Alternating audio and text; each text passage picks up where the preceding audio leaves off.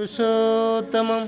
आज के वाणी है, मिलन की आकुलता को किसी भी तरह त्याग मत करना, नहीं तो विरह की व्यथा मधुर नहीं होगा और दुख के अंदर शांति को अनुभव नहीं कर पाओगे। शिष्य पितृदेव सुभाषिष चैटर्जी दा को आलोचना करने के लिए निर्देश देते हैं। फिर सुभाषिष दा को इतस्ततः हुए देखकर शिष्य पितृदेव पूछते हैं, आकुलता का मतलब क्या है? सुभाषिष दा उत्तर देते हैं, आग्रह। फिर शिष्य पितृदेव पूछते हैं, खूब आग्रह को आकुलता कहते हैं। फिर शिष्य ठाकुर बोल रहे हैं, मिलन की आकुलता को कभी भी त्याग मत करना। विरह का मतलब क्या है? फिर सुभाषिष दा उत्तर देते हैं, छोड़ के जाना। शिष्य पितृदेव बोलते हैं, छोड़ के देखना। जब देखा नहीं होता तब विरह होता।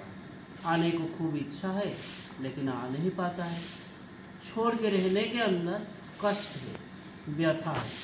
मिलन की आकुलता का मतलब पास आने की आग्रह। इस आग्रह अगर तीव्र होता है तो आनंद रहेगा। तुम कोलकाता में हो, ठाकुर देवघर में है।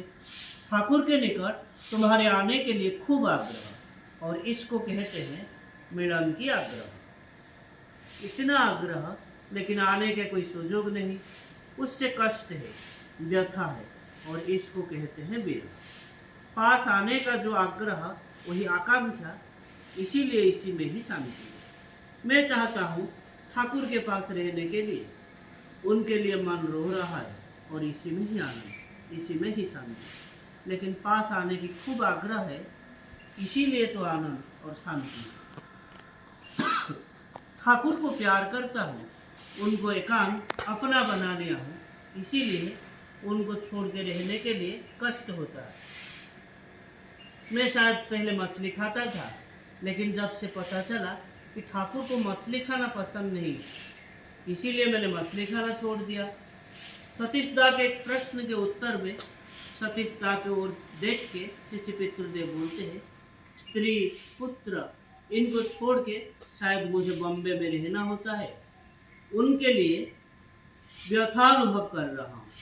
स्त्री चिट्ठी लिखी, पढ़ के आनंद पाता हूँ। तुम्हारा वो चिट्ठी पढ़ के वो भी आनंद पा रही है।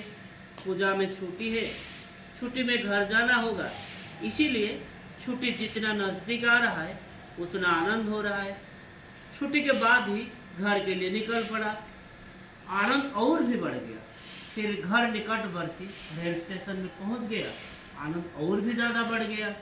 स्त्री पुत्रों के प्रति हम लोगों के टान रहता ही है, और यही प्यार हम लोगों के लिए और हमारे लिए कोई वृद्धि नहीं, लेकिन इष्ट या गुरु के प्रति अनुराग से हम लोगों के उद्गति होता है। मौज मांस जो भी खाओ और वेश्या सत क्यों ना हो, लेकिन उनको अगर मन प्राण दे के प्यार किए तब उनके निकट पहुंच गए।